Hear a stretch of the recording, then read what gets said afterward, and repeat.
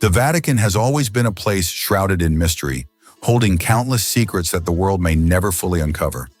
But what if I told you there are hidden truths that could completely change the way you see everything? What if some of the most shocking revelations are buried deep within the Vatican's archives, far from the public eye? That's exactly what we're going to explore in today's video. So, fasten your seatbelt as we dive into this mystery. But first, don't forget, you'll have incredible luck if you like and subscribe before this video ends. UFOs in the Vatican. Among the many whispers surrounding the Vatican's hidden archives, one of the most controversial topics is its alleged connection to UFOs and extraterrestrial life. According to numerous researchers and conspiracy theorists, the Vatican possesses classified documents, ancient manuscripts, and even first-hand testimonies suggesting humanity's contact with beings from beyond our world. Some reports claim that as early as the Middle Ages, church officials documented strange lights and flying objects in the skies, accounts preserved in secret texts never released to the public. Other theories suggest that the Vatican Observatory, one of the oldest astronomical research institutions in the world, plays a much bigger role than we're led to believe. There are also claims that the Vatican has long known of extraterrestrial existence and may even hold ancient artifacts or writings that describe humanity's connection to beings from other planets. While no official records confirm these allegations, the secrecy surrounding certain classified files only fuels the speculation. For many, this raises a chilling question. What does the Vatican truly know about UFOs, and why are they keeping it hidden? In recent times, discussions surrounding unidentified flying objects have shifted from being dismissed as fiction to becoming a subject taken seriously by both governments and the scientific community. And one of the most attention-grabbing figures in this movement is David Grusch, a former intelligence officer with the United States Air Force, who once served in the Unidentified Aerial Phenomena Task Force. David Grusch doesn't just talk about aliens. He shocked the world with a claim that the Vatican once held the remains of a UFO that crashed in Italy just before World War II. According to Grusch, sometime in the late 1930s, a mysterious flying object was said to have fallen near the town of Magenta, close to Milan in northern Italy. At that time, Italy was under the rule of dictator Benito Mussolini. Grusch alleges that Mussolini ordered the site to be kept secret and had the wreckage hidden for years. But what made Grusch's claim particularly striking was the detail involving the Vatican. He stated that after World War II ended, Pope Pius XII secretly informed the U.S. government of the UFO's existence, and the United States then organized a covert operation to retrieve and transport the object back to America for classified study. No clear information has ever emerged about where the object was taken or what was discovered from the craft. And of course, the Vatican has never confirmed any of this. When asked about evidence, David Grusch said he had accessed classified documents and spoken directly with individuals who were present at the time of the UFO recovery. However, due to security restrictions, he could not release names or specific documentation. Many people remain skeptical of his statements. Some argue it may simply be another conspiracy theory, lacking verifiable proof. But there are also those who believe that if there were any institution in the world discreet and influential enough to keep such a secret hidden for nearly a century, the Vatican would certainly be one of them. If the Vatican did witness an event capable of reshaping humanity's understanding of life beyond Earth, then why have they kept it hidden from the world? For now, we have no answer. But the Vatican's enduring silence only makes this mystery harder to explain than ever before. The Vatican's time machine. There's a strange story. The Vatican has never officially confirmed, yet never fully denied either. It's the tale of a time machine known as the Chronovisor. The story begins with an Italian priest named Pelgro Ernetti. He was a scholar of sacred music and an exorcist. In the 1960s, he claimed that he had been part of a secret group within the Vatican, a team made up of priests and scientists. Together, they reportedly built a special device that allowed its user to view past historical events, as if watching footage recorded from centuries ago. Father Ernetti said that he personally used this device to witness the crucifixion of Jesus Christ. He even claimed to have taken a photograph of the moment. However, the image was never authenticated. No one else ever saw the Chronovisor, and the Vatican has never released any evidence proving that it exists. Despite the lack of proof, the story has continued to spread within circles of paranormal research. Some believe that if the Chronovisor were real, it could be a dangerous tool, especially if it were to fall into the wrong hands. With such a device, someone could observe and even manipulate history or create fabricated evidence to serve their own agenda. Others argue that Ernetti may have invented the whole story simply to draw attention. But regardless of its truth, the Chronovisor remains part of a long list of unresolved mysteries tied to the Vatican.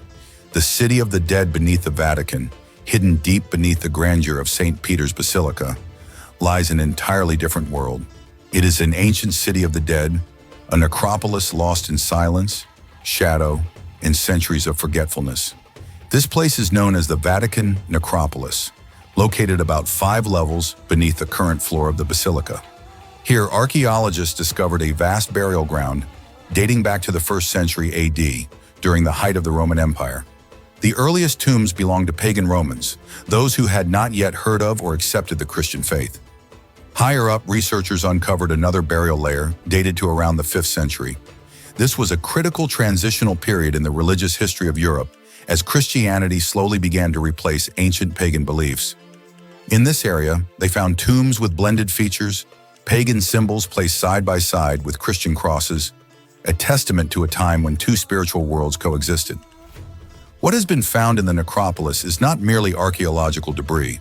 It tells a complex story of faith, of historical transformation, and of the link between death and salvation. In a stunning twist among these ancient structures, researchers also uncovered the remains of a medieval church lying directly beneath the floor of the present-day St. Peter's Basilica.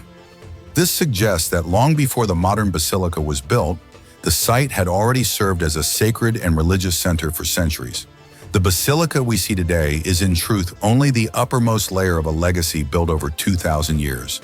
At the heart of the entire complex is a special chamber that the Vatican believes contains the remains of St. Peter, the apostle regarded as the first pope. Though the theory remains debated, it underscores the profound significance of this site to both the history and the faith of the Catholic Church. Today, the necropolis is more than just an archaeological relic. It is a living monument to how religion and power were built layer by layer, stone by stone. Beneath the grand architecture and sacred light of the church above, a silent world still endures. A world where untold stories remain buried in the darkness, waiting to be discovered. The mysterious death of Pope John Paul. September 1978. The Catholic world was shaken by an event unprecedented in modern history. Pope John Paul died suddenly just 33 days after being elected as the successor to St. Peter. He was known as a humble, modest man, and in that short time he had already won the love of millions of faithful around the world. But it was his abrupt passing that opened the door to a series of questions that have never been satisfactorily answered. Initial reports about the cause of his death were riddled with contradictions. Some claimed he suffered a heart attack while sleeping. Others insisted that his health had been perfectly stable up until the moment he died. And to this day, no official autopsy has ever been performed. John Paul was seen as a reform-minded leader. Although he had not yet announced any official plans, many believe he was preparing to confront one of the darkest corners of Vatican affairs, the Vatican Bank, which had long been suspected of being at the center of numerous financial scandals spanning decades. According to several researchers, the new pope had begun asking difficult questions about the Vatican Bank, and those questions may have placed him in real danger. At the time, one of the most powerful figures managing the Holy See's finances was Bishop Paul Marinus, the head of the Institute for Works of Religion, better known as the Vatican Bank. Under his leadership, the bank became entangled in a web of accusations involving money, laundering, shady investments, and massive unexplained loans.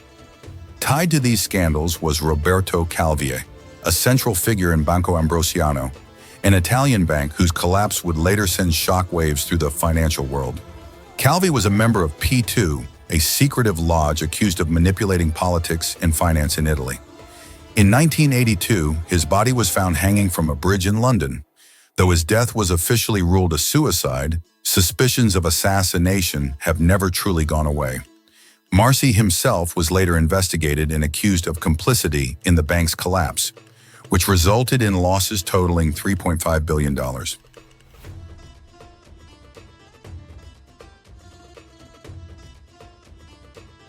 Though no official evidence has ever been produced, many believe that Pope John Paul I had become a threat to powerful interests.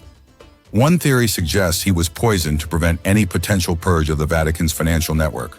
What adds to the suspicion is the fact that the Vatican refused to allow an autopsy, and the flow of information surrounding his death was tightly controlled.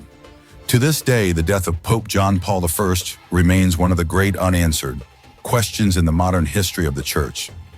Did he die of a natural heart attack, or had he opened a door that others never wanted touched? We may never know the truth, but sometimes it's the things that are hidden that demand the deepest reflection. The Egyptian obelisk at the heart of the Vatican. In the center of St. Peter's Square, a towering column of stone rises into the sky. This is the Vatican obelisk, one of the square's most striking monuments and also one of the oldest symbols still standing in the Vatican today. Yet few people realize that this stone pillar did not originate in Rome, nor was it erected by the Giza Church. It came from somewhere far older, from an ancient city on the banks of the Nile. Once the center of sun worship in Egyptian civilization known as Heliopolis, this obelisk is over 3,000 years old. It was originally raised by the Egyptians to honor their gods. It once stood beneath the burning African sun, a silent witness to the solemn processions of pharaohs. But in the 1st century AD, the infamous Roman Emperor Caligula, one of the most brutal and notorious rulers of the empire, ordered the great stone monument to be brought to Rome. He had a special ship built solely to transport the obelisk across the Mediterranean, treating it as a trophy of conquest and a symbol of imperial power. It was erected at the Chronovisor, a circus arena where some of the earliest Christians were put to death in brutal public executions. According to historical records, St. Peter himself was executed at this very site just a few steps from the obelisk. For a long time, the Romans brought Christian believers to this place and executed them in the shadow of the Egyptian stone, a cruel mockery of their faith. Centuries later, as the Chronovisor fell into ruin, the ground around the obelisk gradually became a burial site for Christian martyrs. That sacred ground would eventually become the foundation upon which St. Peter's Basilica was built. It was not until the year 1586, under Pope Sixtus V, that the obelisk was moved to its current position at the very center of St. Peter's Square. Relocating a stone that weighed more than 300 tons was a feat of engineering unlike anything the world had seen. Over 900 workers, hundreds of horses, and an elaborate pulley system were mobilized for months to complete the task. Since that moment, the obelisk has no longer stood as a pagan symbol. It became a witness to the enduring faith of Catholicism, a monument to the triumph of Christianity over violence and persecution. Today, thousands of tourists pass through the square, often unaware that the Egyptian stone before them once stood watch over the spilled blood of Christianity's earliest followers. It is not merely an ancient structure. It is a silent witness carrying a story far greater than what the eye can see. St. Peter's bones. In 2013, under the dazzling light of St. Peter's Square, a solemn ceremony unfolded. For the first time in history, the Vatican publicly displayed a small stone box containing 8 fragments of bone. Bones they believe belonged to St. Peter, the first pope in the history of the Catholic Church. The ceremony was led by none other than Pope Francis himself. For many of the faithful, that moment carried profound spiritual meaning, as if 2,000 years of history had converged into a single point, allowing modern eyes to glimpse a piece of the man considered the foundation of Christian faith. But behind that reverence lies a truth that still remains unverified. Are these fragments truly the remains of St. Peter? The bones were discovered in 1939 during an excavation beneath the floor of St. Peter's Basilica. They were found inside a sealed niche near the location traditionally believed to be the Apostles' burial site. However, no independent scientific verification has ever been permitted. In 1968, Pope Paul VI declared that faith is reasonable, but also admitted that conclusive proof could not be provided. In the decades that followed, the Vatican remained silent about the true origin of the relics. According to author Bruno Bartoloni, who spent many years researching inside the Vatican, no pope has ever allowed scientists to examine the bones using modern methods. Some internal documents even suggest that St. Peter's tomb carries a millennium-old curse, and that anyone who disturbs it may face terrible misfortune. Whether the curse is real or not, it's clear that the Vatican has shown no urgency in probing too deeply. Perhaps to them, the spiritual and symbolic value of these bones outweighs the need for scientific validation. Or perhaps the truth is something the Church is not prepared to face. The Pope prisoners. The story begins in 1871 when the Kingdom of Italy successfully unified the nation and moved to seize the Papal States, vast territories that had been under the Pope's control for centuries. With the main aim of secularizing the country, the Italian government passed the Law of Guarantees, promising to protect the dignity of the Pope while simultaneously stripping the Vatican of its political authority. For Pope Pius IX, the head of the Church at the time, this was unacceptable. He refused to recognize the new government, declared himself a prisoner in the Vatican, and issued a decree of excommunication against the king. From that moment forward, the Pope would not leave Vatican grounds, and the Italian state would not step inside. A political deadlock began, one that would last nearly 6 decades. During that time, the popes lived, worked, and carried out their religious duties within the confines of just a few hectares of Vatican land. Completely severed from official contact with the rest of Italy, the Vatican became a world unto itself, isolated, enclosed, and symbolically at odds with the nations surrounding it. It was not until 1929 that the standoff finally ended. The Lateran Treaty was signed between Pope Pius XI and Italy's then leader, Benito Mussolini. The agreement recognized the Vatican as an independent sovereign state with full political and diplomatic rights. In return, the Church agreed to relinquish its claims over the lost papal territories. The Lateran Treaty not only resolved nearly 60 years of tension, it laid the foundation for the modern Vatican as we know it today. A tiny state with immense global, religious influence where the Pope is no longer seen as a prisoner, but as a sovereign head of the royal state. Jesus' death certificate. For centuries, the Shroud of Turin has remained one of the most debated and captivating religious artifacts in the world. It is not just an old piece of cloth. It is a symbol of suffering, death, and the undying hope of millions of Christian believers. According to tradition, this was a cloth used to wrap the body of Jesus after his crucifixion. Imprinted faintly, or on its surface, is the image of a man bearing wounds that match the descriptions found in the Bible.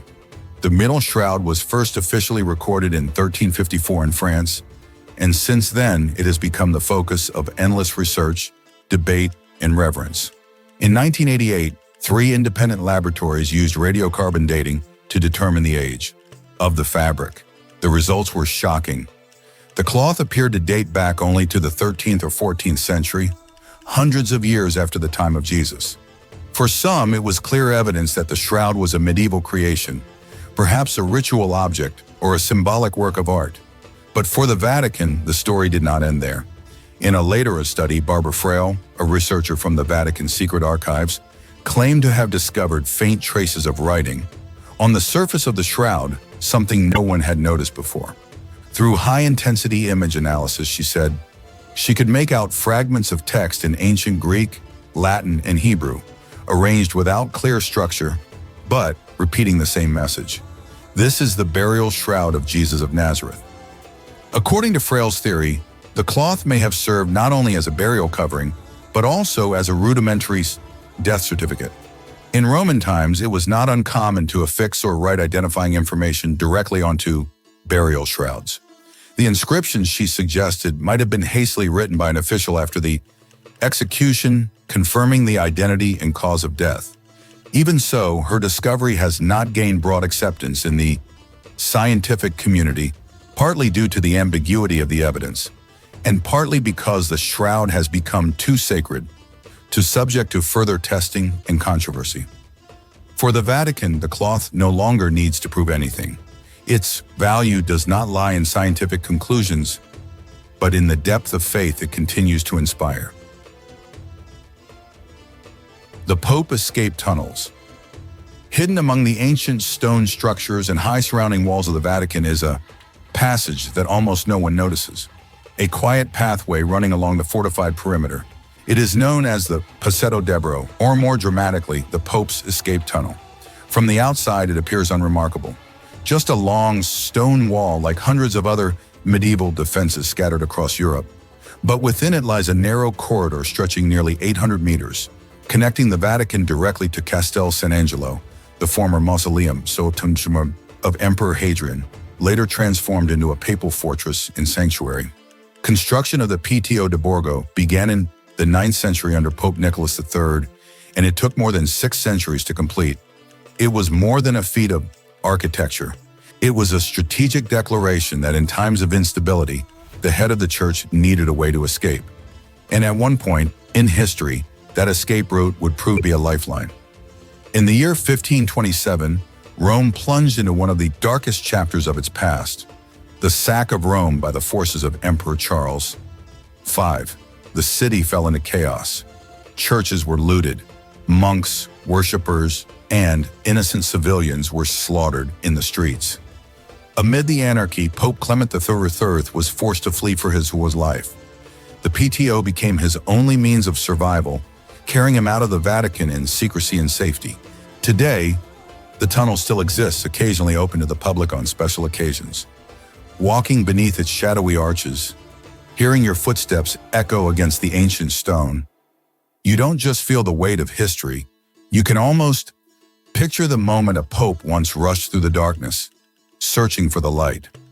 Vatican and the secrets buried beneath. Beneath the very stones of Vatican City lies a vault of knowledge preserved through the centuries. It is known today as the Vatican Apostolic Archive, though until recently it bore a name far more evocative, the Vatican Secret Archive. The renaming initiated by Pope Francis a few years ago was meant to dispel the cloud of suspicion, an intrigue that had long surrounded its contents. Yet the change in name could not erase the deeper question that continues to linger. What secrets is the Vatican still hiding? This archive is believed to contain millions of pages of documents spanning over 1,200 years.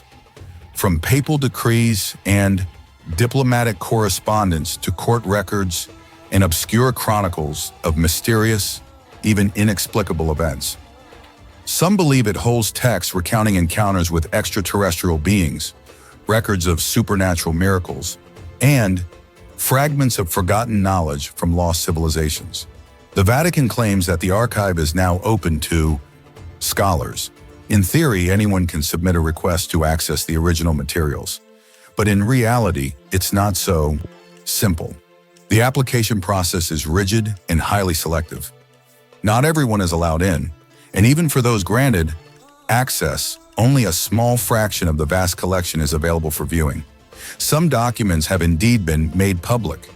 These include, for example, the transcript of Galileo's 1633 trial, or the letter written by Mary Queen of Scots to Pope Sixtus theft just before her execution. These reveal the immense historical value of the archive. But they also raise a sobering question. If these alone were enough to shake our understanding of the past, then what? Secrets lie within the materials that remain sealed. Today, the Vatican is attempting to digitize portions of the Untold archive, but the progress is painstakingly slow, simply due to the overwhelming volume of material. According to some scholars, the most unusual records, those referring to UFO sightings or unexplained phenomena, likely remain tucked away in corners of the archive that few are ever permitted to enter. One researcher once remarked, "It's not that the Vatican doesn't have documents on strange events. The problem is they no longer know where to find them." Some have likened the Vatican Apostolic Archive to a kind of CIA vault for the Church, a place where what gets released to the public is merely the tip of the iceberg, while the most significant pieces are kept carefully and permanently hidden. Is the Vatican truly concealing great secrets about history, religion, or even life beyond Earth? We may never know for certain. But one thing is clear. With 53 miles of shelves packed with records, there is still a great deal the outside world has never seen. The true cross, among the religious relics said to be the most sacred within the Vatican, few spark as much debate as the true cross, the piece of wood believed to have once held the crucified body of Jesus Christ. According to Catholic tradition, after the execution of Jesus, the cross was preserved and eventually divided into smaller fragments. One of these fragments is now kept at the Vatican, displayed as a holy relic that draws thousands of pilgrims each year. Legend has it that the original cross was made from 3 types of wood: cedar, pine, and cypress. Some texts even claim that the 3 trees had grown together on a sacred plot of land that had once held the foundations of the Temple of Jerusalem and later became the source of the cross itself. It's a story rich in symbolism, but one question continues to stir controversy. How can anyone be sure that the remaining wood is truly part of the original cross? To this day, there is no definitive scientific evidence confirming the artifact's precise origin. Modern tests such as carbon dating have never been publicly conducted on the surviving fragments. Part of the reason is that the Church seeks to protect the sanctity of the relic, and any form of testing would require taking samples, something that could cause irreversible damage. Outside the Vatican, numerous churches and monasteries around the world also claim to possess pieces of the true cross. According to some researchers, the number of fragments currently claimed would be enough to reconstruct several dozen full-size crosses, raising serious doubts about the authenticity of each individual piece. And yet, for many believers, the value of these fragments lies not in whether they are made of the actual wood, but in the faith surrounding a sacred story that has endured for over 2,000 years. For them, to witness an object believed to have touched Christ is in itself a deeply spiritual experience. The Vatican in the Holocaust. For decades, the Vatican's role during World War II, especially under Pope Pius XII, has remained a deeply controversial subject. Many scholars and historians have criticized the Pope for maintaining silence as the Nazis carried out their brutal genocide against the Jewish people. In the eyes of many, the Vatican's silence during this dark period equated to complicity. Why, they asked, did the Pope not publicly denounce Hitler's atrocities? However, recently, uncovered documents have begun to offer a different perspective. A list of 3,200 Jewish individuals who once lived in Rome was discovered within the archives of the Pontifical Biblical Institute. According to the documents, these individuals were hidden in monasteries, convents, and other Catholic institutions within the city after Nazi forces occupied Rome in 1943. The list has been verified by Rome's Jewish community with support from Yad Vashem, the Holocaust Memorial in Israel, as well as several Catholic universities. The evidence suggests that when Jews were expelled from the Roman ghetto, many were not deported to concentration camps, but were instead sheltered within religious institutions at the very heart of the capital. This may be the clearest evidence yet that the Vatican offered help quietly behind the scenes. Still, not everyone sees this as an act of pure compassion. According to some researchers, many of these religious institutions only agreed to offer shelter on the condition that the Jews convert to Catholicism. This raises a troubling question. Was the Vatican acting out of mercy, or was it seizing a moment of chaos to further religious conversion? Some argue that Pope Pius XII chose to act in silence to avoid Nazi retaliation. They believe that had the Vatican openly condemned Hitler, the consequences could have been even more devastating for Catholics across Europe. Others are not convinced. To them, there's silence in the face of evil, no matter the reasoning, cannot be justified. To this day, the Vatican's true role during the Holocaust remains an unsolved puzzle. The newly revealed documents shed light on one part of the story, but also raise difficult questions. Was the Vatican a bystander, a silent hero, or simply an institution trying to navigate between power and morality?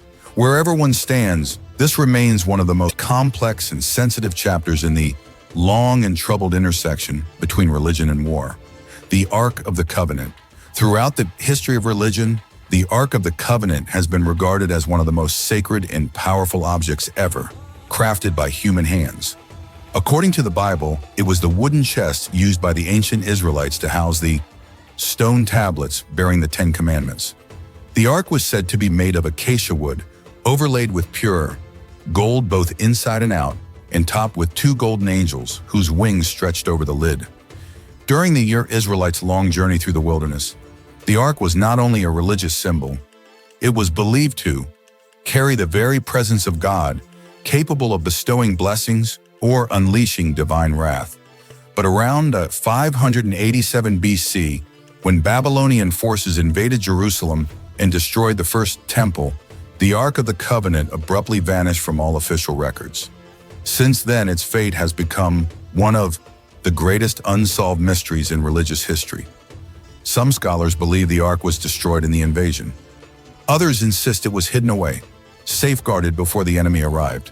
And among the more provocative theories, there are those who suggest that the Ark may now lie deep within the Vatican's vaults.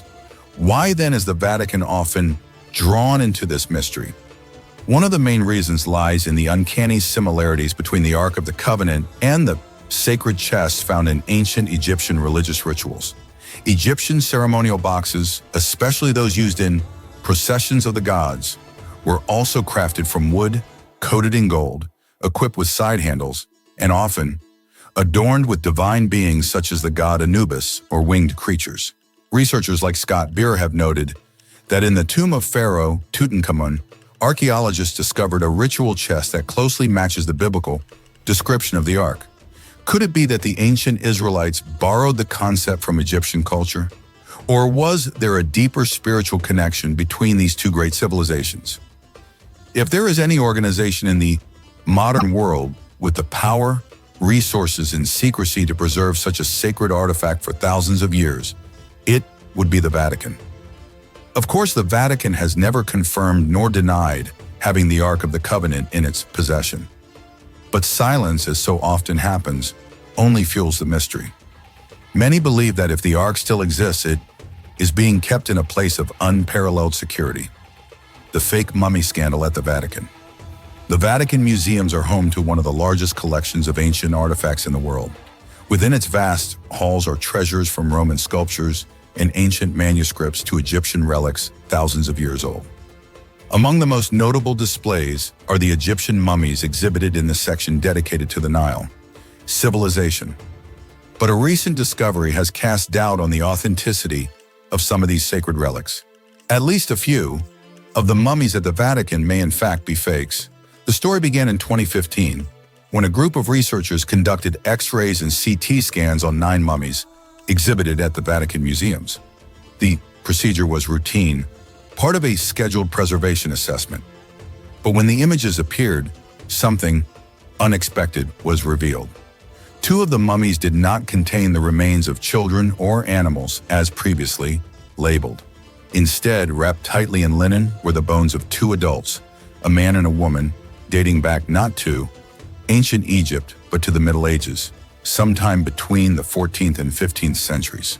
In one case, researchers even discovered a rusted nail from the 19th century lodged between the bones and the wrappings, seemingly placed there to hold the structure together. These were not authentic Egyptian mummies.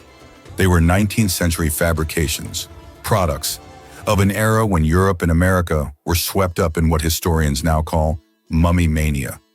During this period, owning an Egyptian mummy became a status symbol among aristocrats and academics. Demand outpaced supply, and so a market for fake mummies was born. Antique dealers began wrapping the bones of more recent human remains in old linen, sometimes even repurposing fabric from damaged real mummies and selling them as ancient Egyptian artifacts. These counterfeit relics found their way into museums and research institutions across the globe, remaining undetected for decades. Though Vatican was no exception, the revelation that fake mummies had been on display in the Holy See's most revered museum surprised the public and raised troubling questions about the authenticity of other historic relics. If forgeries can find their way into a place as sacred and prestigious as the Vatican, then what might be happening in museums elsewhere around the world? Yet it is important to recognize a crucial point. The Vatican did not deliberately deceive the public. In the 19th century, verifying the authenticity of artifacts was largely based on appearance. Technologies such as X-rays or carbon dating simply didn't exist. Acquisitions were made based on trust in the perceived credibility of the seller. Emperor Nero's bathtub. When people think of the Vatican, their minds often go straight to St. Peter's Basilica, ancient manuscripts, or Michelangelo's masterpieces. But few are aware that hidden deep within the exhibition halls of the Vatican museums lies an object no one would expect. An ancient Roman bathtub once belonging to Emperor Nero, crafted from one of the rarest stones on earth, Egyptian purple fairy. This type of stone, known as fairy by the Romans, could only be quarried from a single site buried deep within the Egyptian desert in a region once under Roman control.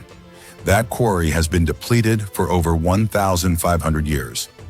Today, attempting to recreate a tub of similar size and material would cost an estimated $2 billion, not only because of the rarity of the stone, but also due to the extraordinary craftsmanship required to carve it. Nero's bathtub was not merely a lavish fixture. It was a symbol of absolute power and the decadent lifestyle of one of Rome's most infamous emperors. To the ancient Romans, fury was not just a luxury material.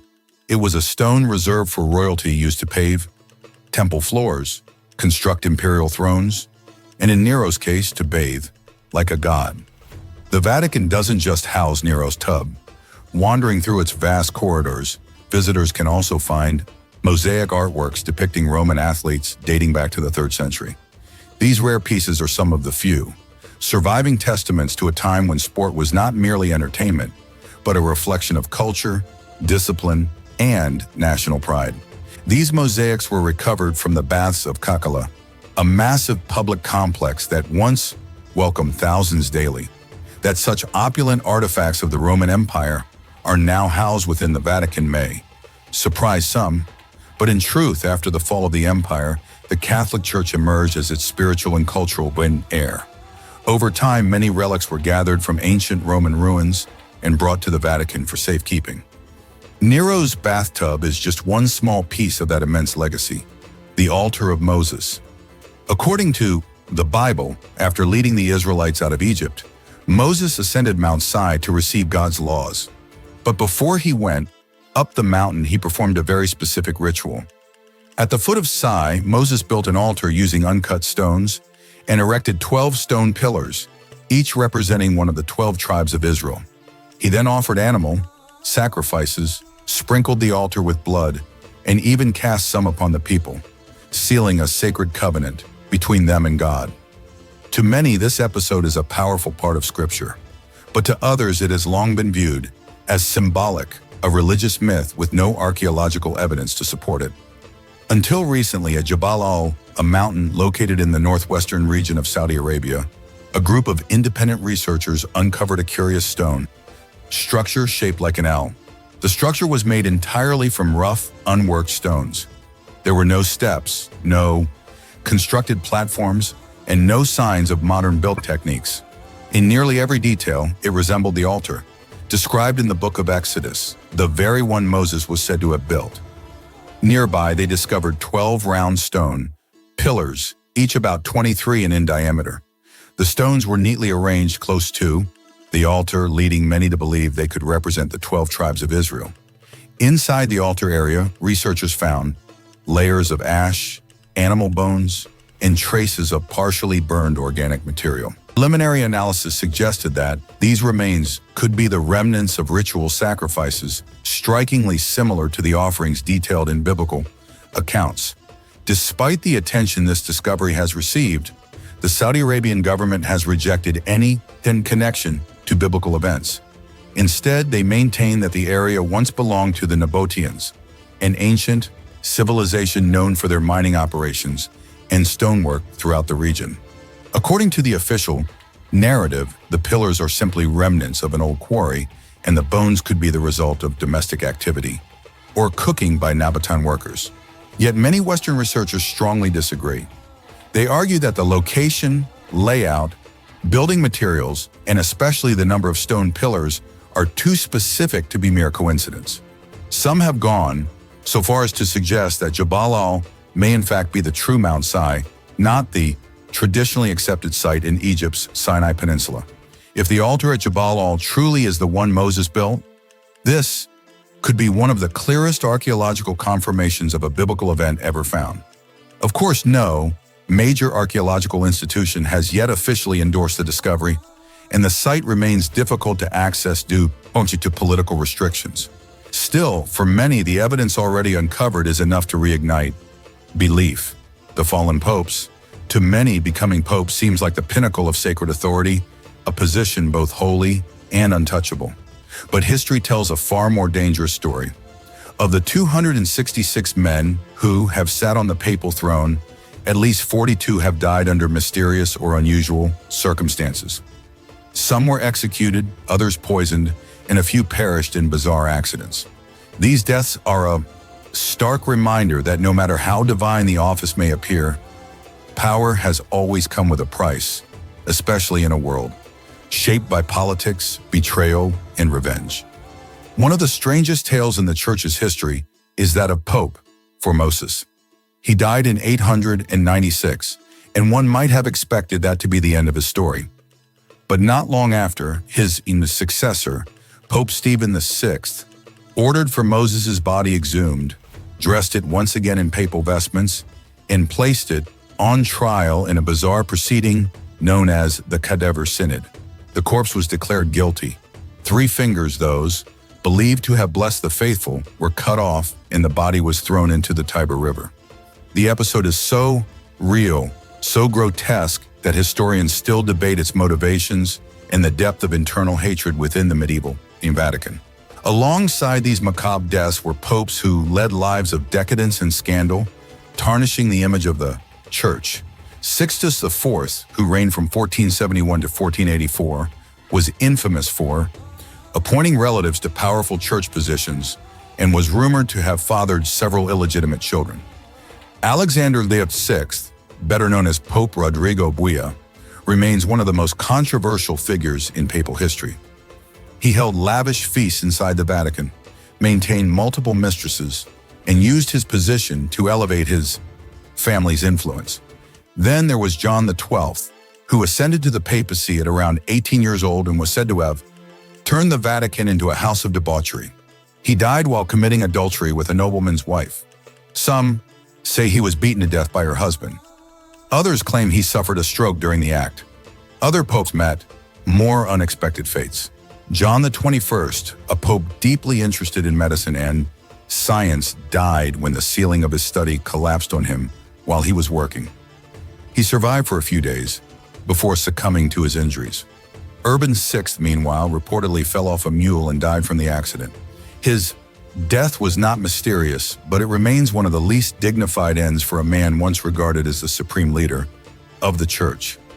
These stories reveal that the papal throne is not only a symbol of divine authority, it has also been at times a seat of political intrigue, personal tragedy, and human vulnerability.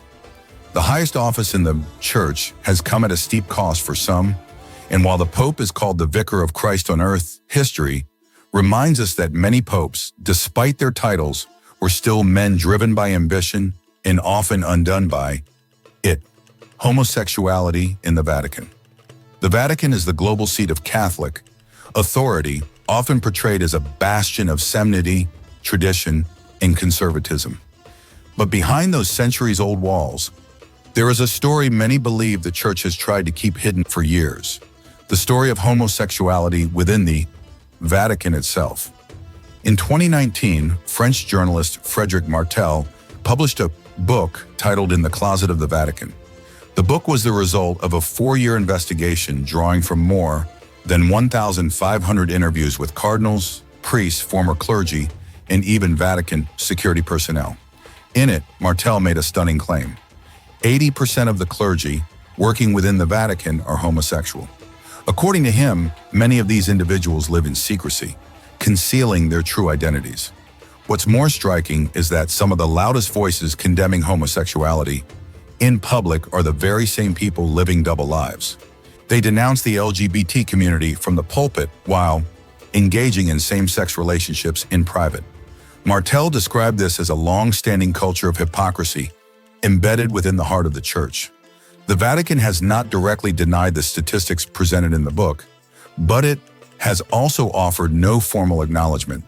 Some sources have noted that Pope Francis once told a survivor of sexual abuse, "God made you like this, and he loves you as you are."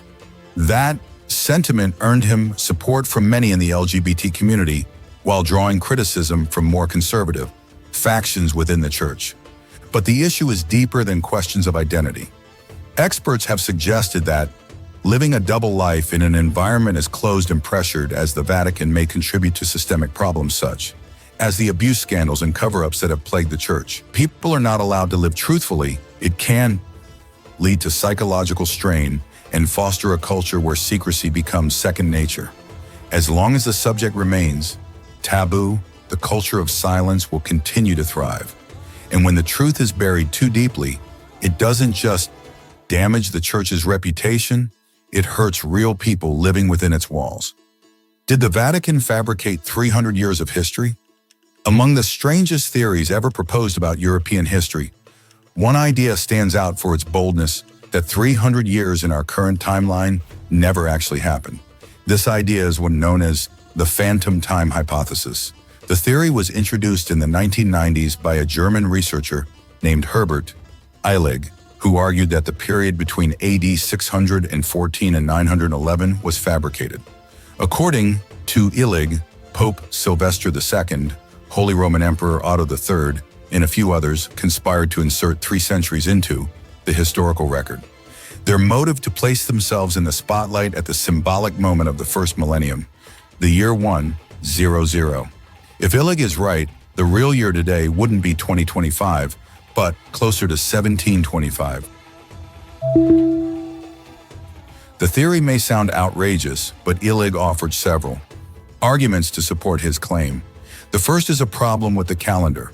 When Pope Gregory XIII reformed the calendar in 1582, he removed 10 days from October to realign with the solar cycle. Illig contends that if 1,500 years had truly passed since the introduction of the Julian calendar, the correction should have been much larger. He argues that this suggests an extra 300 years were artificially inserted and that astronomical data doesn't match up to support their existence. Second, Illig points to the written record.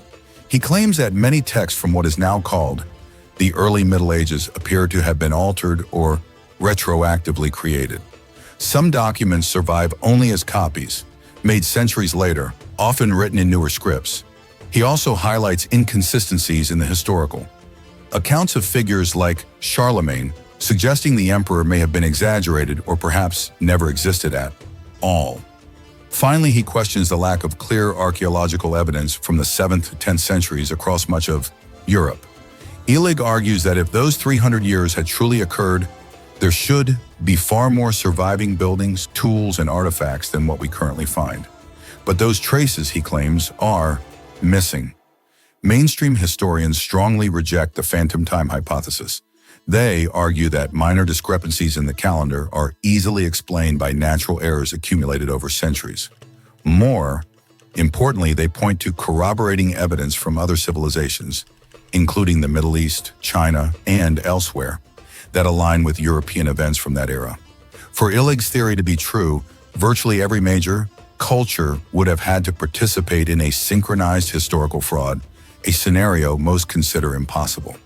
Still, the phantom time hypothesis continues to circulate, not because people necessarily believe it, but because it raises a provocative question. If a small group with enough power could alter history itself, would we even know it had happened? The missing books of the Bible. The Bible is the most sacred text in Christianity, a book that for centuries has been read and followed by millions as the divine word of God. But what many do not realize is that the Bible we know today is not the same as it once was. When the Bible was first translated from Latin into English in the early 17th century, the version known as the King James Bible, it originally contained 80 books. But by 1684, 14 of those books were removed from the official version. And since then, They have all but disappeared from public awareness. The 14 excluded texts are known as the Apocrypha, a Greek word meaning hidden or kept away. Among these are Ezra's, Tobit, Judith, the Wisdom of Solomon, the Prayer of Manasseh, Baruch, Bel and the Dragon, the Song of the Three Holy Children, and Maccabees. Many of these books contain religious narratives, moral teachings, and prayers that were once considered integral parts of the biblical canon. So why were they removed? Some scholars argue that the content of these books did not align with the church's teachings at the time. Perhaps they contained ideas or accounts that the church wished to suppress in order to keep the Bible shorter, simpler, or more consistent with the doctrine it wanted to promote. Others believe their removal was part of a broader effort to control information and shape faith in a more uniform direction. Yet many disagree with that view. Critics point out that the Apocrypha contain nothing harmful. In fact, they provide a richer understanding of early Judaism and Christianity. Books such as The Wisdom of Solomon and Maccabees were even taught in churches and read during religious services for centuries. Another detail often raised in this discussion is the name of Jesus. In earlier texts before the Bible was revised, his name was written as Jesus, closer to the original Hebrew name Yahushua. Over time, both the spelling and pronunciation were altered to become Jesus as we know it today. Some believe this shift was part of a broader effort to Romanize the image of Christ, making it more compatible with Western culture at the time. Regardless of which interpretation you believe, one fact remains undeniable. 14 books that were once officially part of the Bible were quietly removed without clear explanation. For centuries, people have read and believed in what remained, unaware that a portion of God's word may have been hidden or forgotten. The influence of extraterrestrials. In the 1920s, a Russian professor named Heinrich Ludwig claimed he had been granted access to the Vatican's secret archives, a place so heavily restricted that only a mere handful of people have ever stepped inside, and what he claimed to have discovered there continues to spark controversy to this day. According to Ludwig, the archive is a vast network of corridors and bookshelves stretching for dozens of miles. It holds tens of thousands of documents, some of them dating back hundreds of years, recording key events from European history and other ancient civilizations. But what drew the most attention wasn't political or religious history. It was the mention of extraterrestrials. Ludwig claimed he found ancient texts referencing non-human beings who assisted early civilizations such as the Egyptians, the Maya, and even the Sumerians. These texts, he said, describe beings from beyond Earth, teaching humanity how to build cities, develop agriculture, and even invent written language.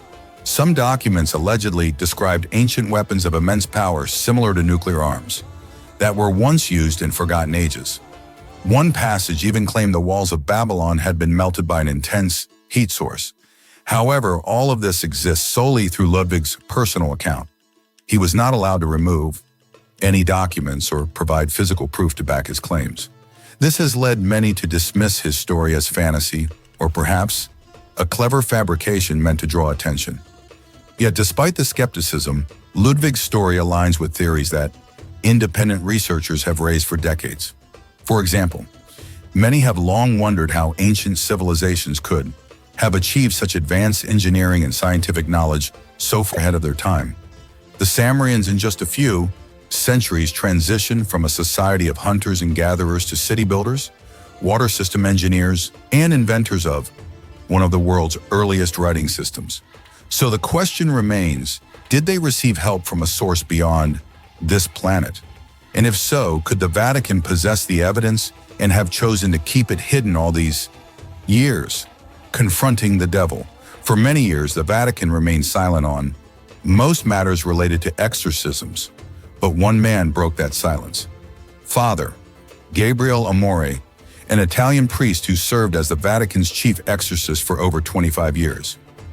He was not a hidden figure operating in the shadows. On the contrary, Father Amore openly spoke about his work to the media. In a 2010 interview, he stated that he had performed more than 70,000 exorcisms throughout his career. To many, that number sounded implausible. But to him, it was proof that evil is real and far more active than most people realize. According to Father Amorth, the devil does not only manifest in isolated or remote places. He believed that evil had, at times, infiltrated the very heart of the Vatican. One of the most serious incidents, he claimed, occurred in 1981, when demonic forces allegedly attempted to attack Pope John Paul II. Years later, on Christmas Eve 2008, a woman named Susanna Miolo lunged at Pope Benedict XVI during Mass. Security intervened swiftly, and no one was seriously injured. But exactly 1 year later, on Christmas 2009, Susanna returned. This time, she succeeded in knocking the Pope to the ground in front of a stunned congregation. The incident shocked the world. Doctors later concluded that Susanna showed signs of mental illness. But Father Amorth believed it was something more. In his view, Susanna was possessed, a vessel for demonic forces sent to harm the Pope. Of course, not everyone shared his perspective. Many argued that such events should be examined through the lens of modern psychology, not the supernatural. But for Father Amorth, the spiritual realm was ever present. He believed that demons could speak multiple languages, conceal themselves when needed, and act through human beings. Father Amorth passed away in 2016, leaving behind a legacy that remains both revered and controversial. But whether or not one believes in demonic possession, his story continues to raise a haunting question when reason can no longer explain what we witness. Could something else, something darker, be pulling the strings from behind the veil? Unidentified flying object over the Vatican. On a day in June 2007, a strange phenomenon occurred right in the heart of the Vatican. In the sky above St. Peter's Basilica, an unidentified object appeared. Many eyewitnesses who saw it later described a silver-orange flying disc gently glowing and hovering above the church's dome for several minutes. They described the object as circular in shape, emitting a metallic light, yet making no sound. It appeared silently, hovered in the air for a while, and then vanished so quickly that no one had time to fully grasp what was happening. What stood out most was that just a few days later, all information about the incident had nearly vanished from public media. The initial photos surfaced briefly on obscure forums and a few online news outlets, but were quickly removed or forgotten. There was no official statement from the Vatican, no public investigation, and no one from within the church came forward to confirm or deny the event. Some believed it was merely a weather phenomenon or civilian aircraft mistaken for something extraordinary. But others were convinced that the object was not of this earth, and that the Vatican may have known this all along.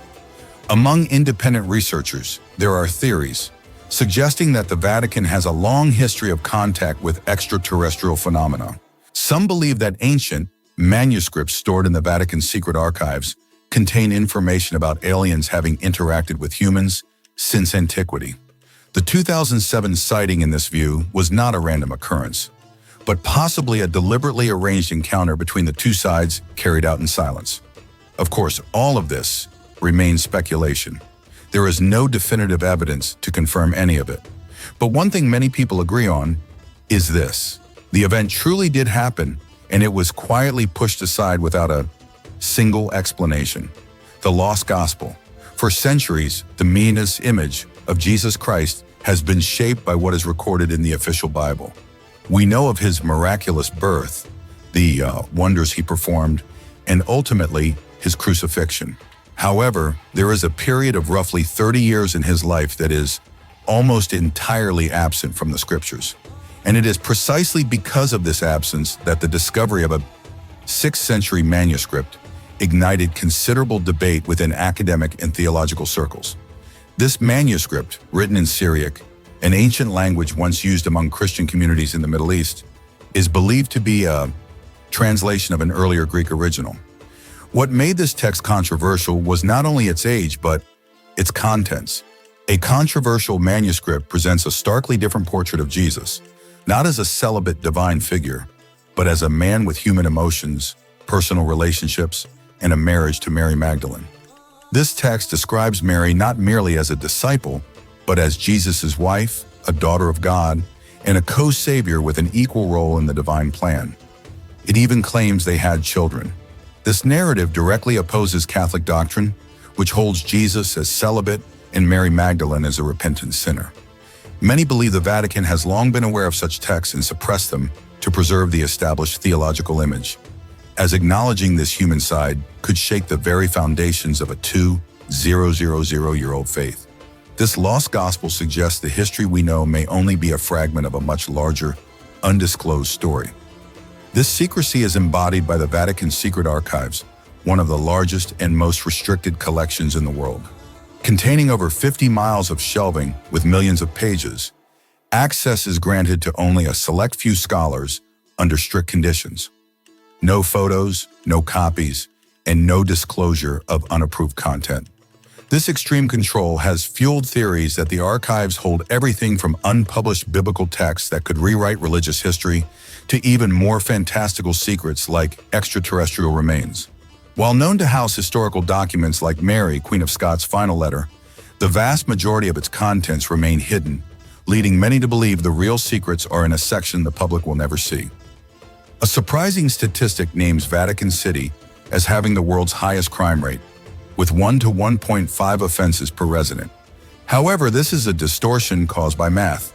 With a tiny permanent population of around 1,000 people but over 18 million annual tourists, the high number of petty crimes like pickpocketing is divided by a very small denominator, inflating the rate.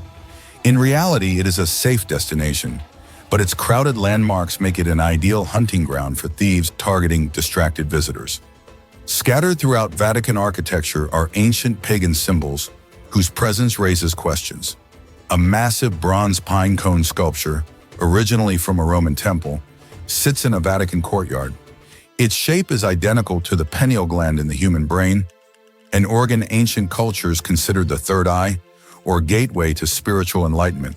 Similarly, the small round cap, zucchetto, worn by clergy closely resembles the headgear worn by priests of the Roman goddess Cybele. The Pope's pointed mitre hat is nearly identical to the fish head hat worn by priests of the ancient Babylonian fish god, Dagon, a deity mentioned in the Bible. Even major holidays have pagan roots. Easter's timing, its name, derived from the Anglo-Saxon spring goddess Eostru, and its symbols of eggs and rabbits are all pre-Christian traditions related to fertility and spring rebirth that the Church absorbed.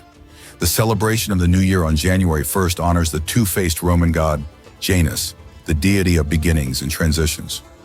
At the center of St. Peter's Square, an 8-spoked solar wheel is embedded in the ground around an Egyptian obelisk. This is an ancient symbol representing the sun and was associated with gods like Baal, a deity of rain and fertility. Its presence at the heart of the Vatican suggests either a deliberate co-opting of familiar symbols to ease conversion or the silent persistence of ancient meanings. Finally, the hexagram, or six-pointed star, appears in Vatican mosaics and art. While now known as the Star of David, it is an ancient symbol used in ceremonial magic and mysticism across cultures, representing the balance between heaven and earth. Its presence, like the other symbols, remains an unanswered question, hinting at a complex history of absorbed traditions and hidden meanings behind the Vatican's walls. Scattered throughout the Vatican's architecture is a curious symbol, the hexagram, or six-pointed star. For a symbol also linked to non-Christian and esoteric rituals, its presence at the heart of the Catholic Church has raised eyebrows.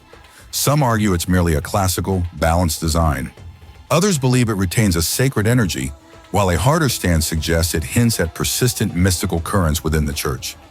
The Vatican has never officially explained its presence, leaving the hexagram as a silent, unanswered question where history and unspoken meanings coexist. The celebration of Christmas has deep pagan roots.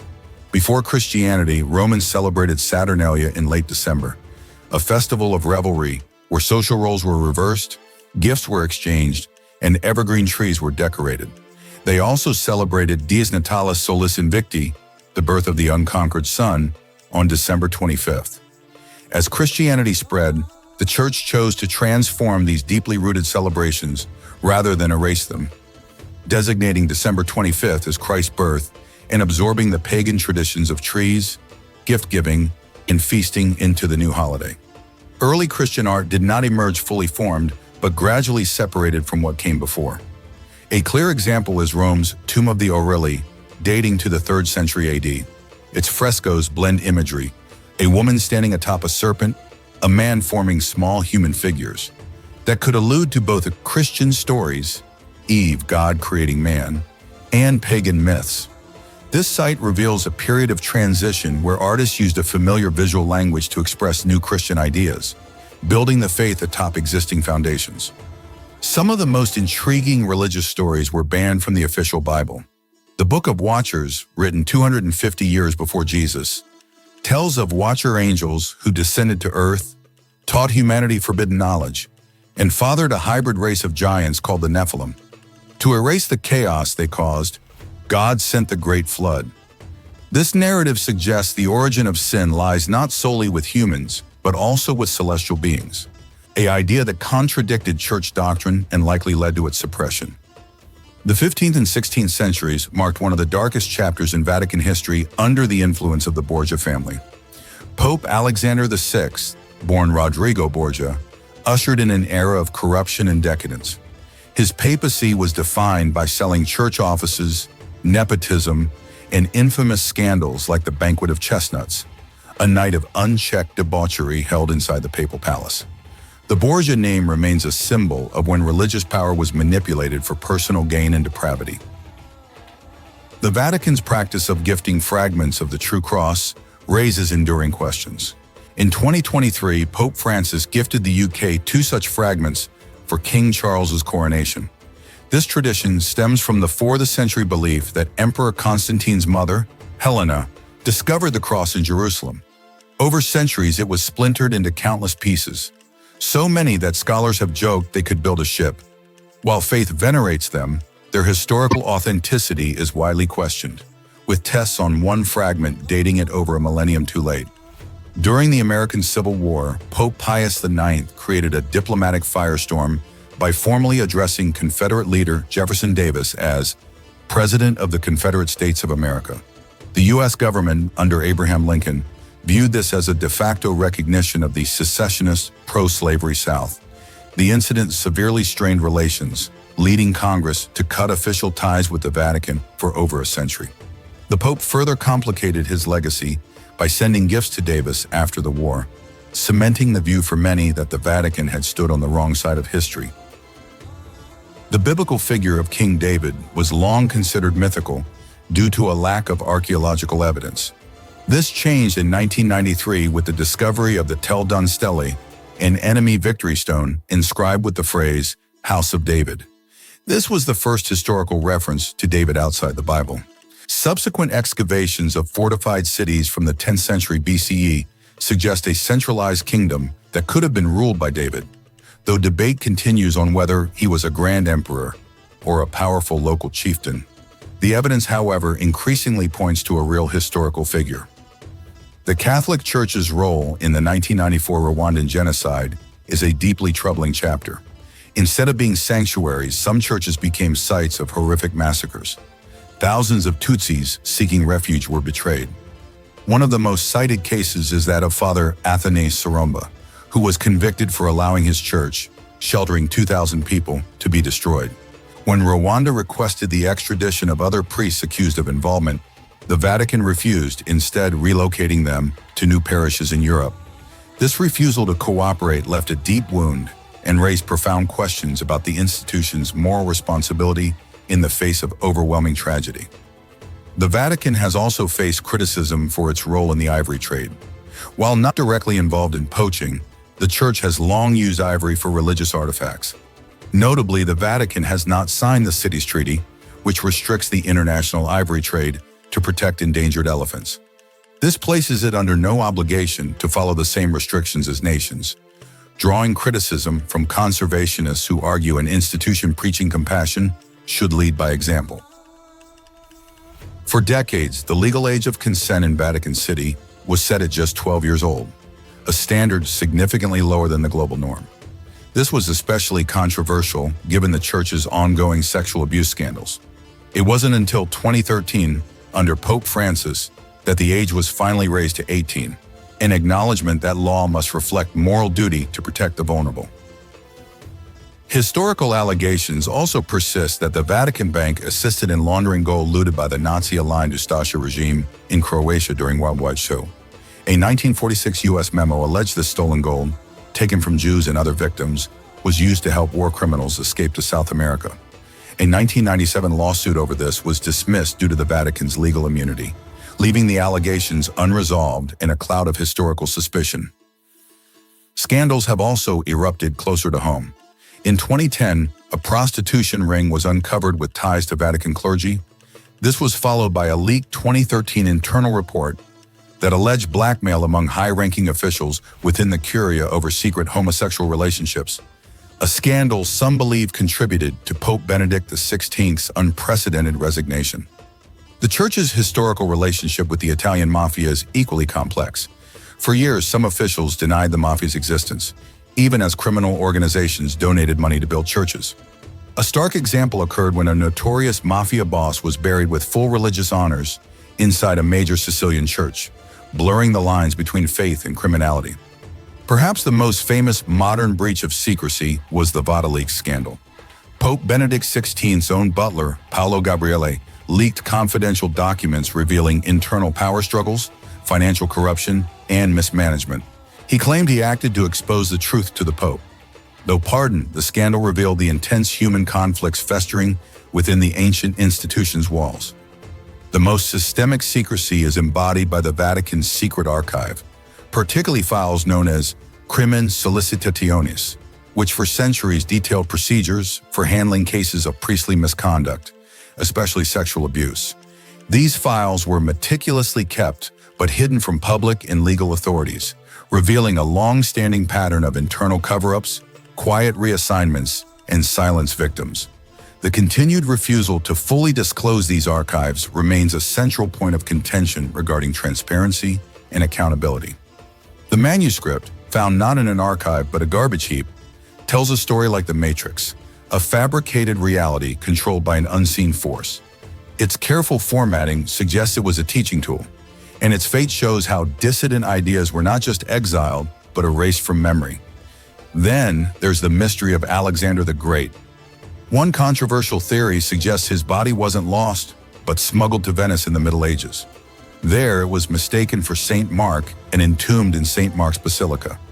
The body has never been scientifically examined, its identity accepted only on tradition, not evidence. The Vatican has never allowed DNA testing, leaving the question open. At the Vatican's Egyptian Museum, a statue of the jackal-headed god Anubis stands wearing a Roman cloak. He holds an Egyptian rattle and the staff of the Greek god Hermes. This fusion of symbols was no accident. It reflects a time when Rome absorbed the gods of the cultures it conquered. This blending of traditions took a startling turn in modern times. Between 1975 and 2008, the Vatican quietly preserved the bodies of at least 31 saints and popes using techniques inspired by Egyptian mummification. The goal was to present them as incorrupt symbols of faith. While Pope John III was a success, the attempt on Pope Pius XII failed spectacularly, with his body decomposing rapidly during public viewing. Some relics are preserved not as whole bodies, but as sacred symbols. In Naples, the actual heart of St. Camillus de Lellis is kept as a relic. After a life of reckless vice, he had an awakening and devoted himself to caring for the sick, founding a new religious order. When his heart was removed after his death, it was found deep red and full, a condition the faithful took as a sign of sanctity. In a quiet Roman church, the Museum of the Holy Souls in Purgatory displays objects marked with mysterious burn marks and handprints. The collection began after a fire in 1897 left a face-like scorch on a wall, believed to be a sign from a soul seeking prayers from the living. Even a saint's brain can become a target. In 2017, a man stole a fragment of St. John Bosco's brain from an Italian shrine, mistakenly thinking the reliquary was solid gold. It was recovered days later from a brass teapot, a reminder that some things hold value far beyond their material worth. The story of St. Helena, the mother of Emperor Constantine, is one of discovery and dispersal. She is credited with finding the true cross in Jerusalem. buried in a magnificent porphyry sarcophagus carved with battle scenes. Her remains were later caught in medieval relic fever. Her bones were scattered across Europe, with parts in Paris, Rome, and Germany, their true identity now uncertain. The Vatican's history even includes a papal elephant. In 1514, King Manuel I of Portugal gifted Pope Leo XI an Asian elephant named Hano. The animal became a sensation, bowing to the Pope and spraying water for the crowd. He lived in the Vatican for 3 years before dying, likely from being fed a misguided royal diet. His bones were rediscovered in the Vatican Gardens in 1962. Even art holds secrets. In a fresco in the Basilica of St. Francis, a demonic face was discovered hidden within the clouds. Impossible to see from the ground, it was only revealed with modern imaging. No one knows if the artist, possibly Giotto, meant it as a prank, a symbol of evil, or a hidden insult. Behind the spiritual facade, the Vatican operates like a government. This structure is the Roman Curia, a complex administration with departments for doctrine, appointing bishops, and even handling cases of grave sin. It is the machine that runs the global church. Its economy is equally complex. Funded by global donations known as Peter's Pence, the Vatican also invests in stocks, bonds, and real estate around the world, following strict ethical guidelines. Despite recent pushes for transparency, its full wealth remains one of its most closely guarded secrets, leading some to speculate it hides even greater treasures, like the lost gold of Jerusalem's temple. This secrecy extends to its darker moments. In 1998, the commander of the Swiss Guard and his wife were found murdered in their Vatican apartment alongside a young guardsman. The Vatican quickly ruled it a murder-suicide, but the swift closure and lack of independent investigation led to enduring theories about a cover-up of financial or political scandals. The Swiss Guard themselves are far more than ceremonial. In 1527, they made a legendary last stand against a rampaging army, sacrificing most of their number to allow the Pope to escape through a secret passage. Their loyalty was forged in blood. That history is backed by immense wealth. While the Vatican reports holding some gold at the U.S. Federal Reserve, experts estimate its true value, when combined with global investments in priceless artifacts, could be worth tens of billions of dollars, making it one of the wealthiest and most powerful institutions on Earth.